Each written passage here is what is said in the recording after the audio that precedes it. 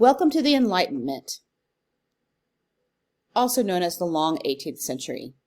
Many British historians like to term this time period the long 18th century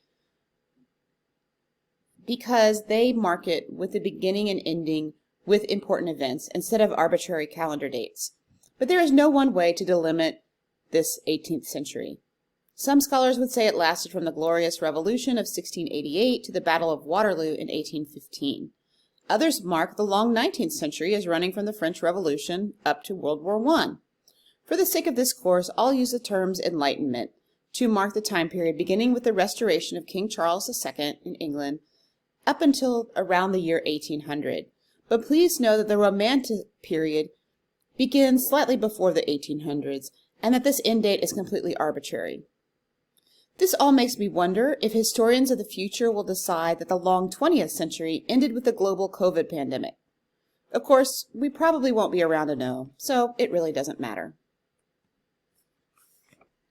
I'd like to start by talking about some broad cultural and intellectual trends before moving on to the specific literary developments in the Enlightenment.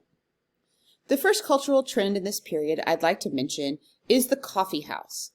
Coffee was a drink introduced to Europe from Turkey beginning in the 1600s, and it was touted as a healthy alternative to beer and wine, considered to be a cure for headaches, skin conditions, and gout. The first coffee houses in England opened in Oxford first and then in London, both in 1652. As they were in Turkey, these coffee houses quickly became popular gathering spots for folks to meet, and people began to frequent coffee houses to hear the local gossip, to conduct business, and to meet up with friends.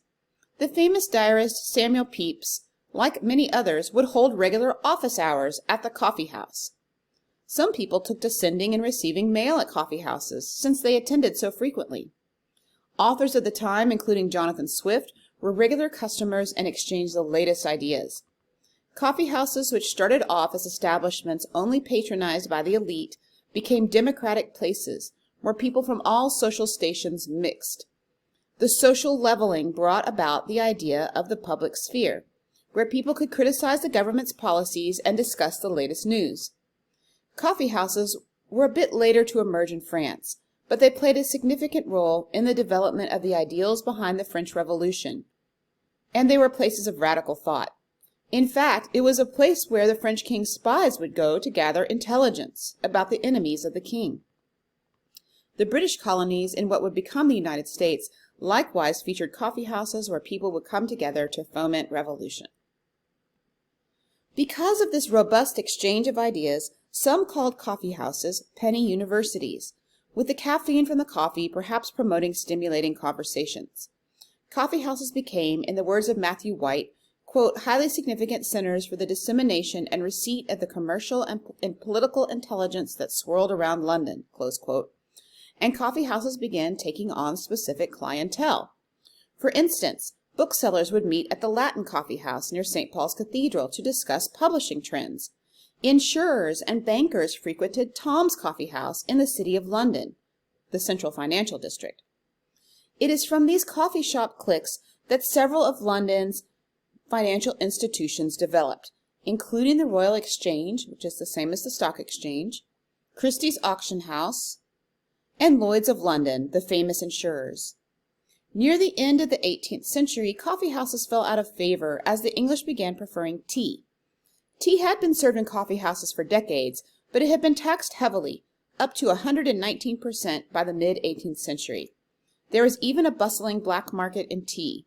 When Prime Minister William Pitt the Younger dropped the tea tax from 119% to 12.5% in 1784, smuggling became unprofitable and coffee houses fell out of favor. Socially conscious Victorians revived them during the temperance movement as alternatives to pubs. Related to coffee houses in terms of cultural trends, newspapers also became wildly popular. The first daily newspaper in London appeared in 1702, and newspaper production soon spread outside of London to provincial towns. Thus, more and more English people had access to public information. The long 18th century was also a period of international conflicts. For example, at various times the English were fighting the Dutch or the French in Europe, North America, and the Caribbean. Globalization was really ramping up during this period, bringing Europe consumer goods like coffee, tea, and sugar, but also contributing to the burgeoning transatlantic slave trade. At the very end of this period, we have two important revolutions, that of the American colonies and the French Revolution. Both of these revolutions deeply shocked the English. Now we'll turn our attention away from world events and focus on literature. Literary scholars like to subdivide the long 18th century into three distinct time periods: the Restoration from 1660 to 1700, the Augustan Age 1700 to 1745, and the Age of Johnson 1745 to 1785. After the English Civil War and Commonwealth period ended in 1660, King Charles II took the English throne, and one of the very first notable results of his ascension to the throne in literary terms is that the theaters reopened. They had been closed since 1642. Now, England followed along with other European countries and began allowing female actresses to take the stage. Because of their novelty, actresses like Nell Gwynn and Anne Bracegirdle were the most well-known actors of their time. Restoration drama is known for its comedies of manners and its heroic dramas. Both of these forms were heavily influenced by French playwrights like Molière. Many royalists had fled to France during the Interregnum, or the Protectorate, and the first audiences at Restoration dramas were largely aristocrats. John Dryden, the author of To the Memory of Mr. Oldham from the Scansion Lecture, was the most influential writer of this time period. Some even call the Restoration period the Age of Dryden. Known mainly for his poetry, Dryden also wrote plays, essays, and literary criticism. Another noteworthy writer from this time period was Aphra Behn. She was a female playwright and author, royalist supporter, and a spy. Her most famous works include the play The Rover and the early novel Orinoco, a tale of an African man kidnapped and enslaved in Suriname. The Restoration saw the beginning of Enlightenment thought in England, including two famous political theorists that you may have heard of. The first is Thomas Hobbes, whose work Leviathan was published in 1651. Hobbes was a royalist and supporter of absolute monarchs. Leviathan argues that because of man's inherent selfish nature, he must give up freedom in exchange for the protection of a strong ruler. John Locke came a little after Hobbes and developed quite a few influential theories on both education and politics. His most famous political theory has to do with the concept of natural rights, one which Thomas Jefferson blatantly appropriates when writing the Declaration of Independence. With Hobbes and Locke, you can see the contrasting political viewpoints in the early part of our time period. Absolutism versus classic liberalism. Now, classic liberalism is not to be confused with how liberalism is defined in today's American politics, because both political parties actually can trace their roots back to John Locke. Both absolutism and classic liberalism were social contract theories, though they came to radically different conclusions about social contracts. Literary scholars mark the Augustan era from the death of Dryden until 1745. The most defining genre of this era is the satire, although these decades also saw the rise of several new genres, including the news. Remember all those daily newspapers were being printed in 1702, beginning in 1702, criminal biographies, which were known as Newgate novels, political allegories, and romantic tales. In the theater, sentimental comedy was the dominant genre, and the purpose of these works was to move the audience's emotions.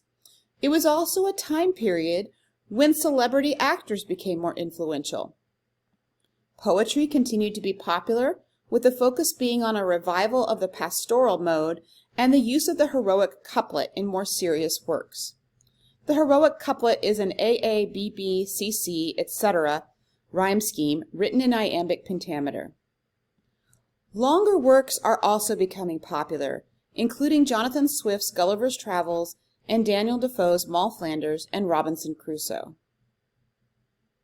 In terms of philosophical trends, there were several noteworthy intellectual currents in this time period. Authors in this time period were very political. This is prime coffeehouse time, so imagine Pope and Swift debating the news of the day in the coffeehouse and then writing about those same events in their prose and poetry. Thanks to Isaac Newton and others, there was a growing interest in science and empiricism. In addition, the Enlightenment was under full swing, with such philosophers or public intellectuals as David Hume, Voltaire, Montesquieu, and Rousseau politically writing. You have a selection from Rousseau's The Social Contract, as well as Thomas Jefferson's The Declaration of Independence, for your reading this week. Look for how the latter echoes the first. Rousseau is seeking to reconcile individual freedom with the authority of a state, a power struggle that continues to capture the public imagination and public discourse to this date. Let's take a closer look at one of the Augustan political writers, Jonathan Swift. In addition to being writer, Swift was the dean or the chief resident clergyman of St. Patrick's Cathedral in Dublin, Ireland from 1713 on. Besides Gulliver's Travels, Swift wrote political treatises under the pseudonym M.B. Drapier, though his identity was an open secret. Swift was very concerned about conditions in Ireland under English rule. Why Ireland was under English rule in the first place is a complicated issue that we do not have time to delve into. I'm including a link to more information in the resources section of the lecture notes if you'd like to look it up. When Swift was in Ireland, the country had been suffering under a number of unfair and sporadically enforced penal laws. Again, time does not allow me to discuss all the politics of this time period, but upon Queen Anne's death, the Stuart monarchy that had begun with James I after Elizabeth died out, and some German cousins, the Hanoverians, came to the English throne. There were some other Stuarts floating around Europe at the time, namely Anne's much younger brother James, but he was Catholic and thereby not an appropriate monarch for England in the eyes of Parliament. If you have ever heard about Bonnie Prince Charlie or the Jacobites, they are connected to James. If you're interested in this time period and the succession politics, I've included a very short video summing up the Jacobite Rising of 1745 in the resources of the lecture notes. Because Ireland was Catholic, the English overlords worried that they might give aid to James Stuart, called the Pretender. These penal laws included many very harsh sanctions on native Irishmen, especially Catholics, who were prevented from bearing arms, owning expensive horses, had restricted access to education, could not buy land. When Catholic landowners died, they could not will their oldest son the entire property, what would be called primogeniture in England, but instead must divide up their property among their sons. This caused private Catholic landowners to have increasingly less land. The final restriction of the penal law that I'd like to mention are the restrictions on public life. Catholics could not serve in the military, hold public office, enter the legal profession, or become members of Parliament, or MPs. As you read Swift's A Modest Proposal, take note of the problems the narrator sketches out for Ireland and the possible solutions he proposes. The last time period of the long 18th century is the Age of Johnson. This time period runs from 1745 to 1785 and is named for Samuel Johnson. Johnson has many accomplishments, but one of his most notable ones is his compiling and publication of the very first English dictionary in 1755. This is when English spelling got officially regularized. If you've ever wondered why English is so difficult to spell compared to languages like Spanish, then you can blame Johnson in part. He strove to preserve the etymology in the spelling. So we see words like knight, like a knight in shining armor, with several silent letters, because the Old English pronunciation of this word was knicht. But I digress. The novel is becoming more and more important in this period, with popular novelists like Henry Fielding, Lawrence Sterne, and Samuel Richardson focusing their novels on the private lives of individuals. We also have the very first Gothic novel, a genre that continues to this day, called The Castle of Otranto by Horace Walpole, published in 1764. Walpole's novel generates a whole slew of Gothic novels, some of which you may have read in the past, like Frankenstein or Dr. Jekyll and Mr. Hyde. The novel that we'll read in this course, Dracula, though written at the end of the 19th century, nevertheless contains many Gothic elements. The atmosphere of England in the late 1700s was rather unsettled. The time period is sometimes known as the Age of Revolutions, with both the American and French revolutions breaking out in the last few decades of the 1700s. Social causes were becoming more prominent. John Wesley reacted against what he perceived to be the insincerity of the Church of England and called for a more personal experience with religion. Eventually, his followers would found the Methodist Church. We also have the earliest hints of a larger aesthetic movement in the 1770s, Romanticism. We'll talk about Romanticism in an upcoming lecture, so I won't go into detail about it here.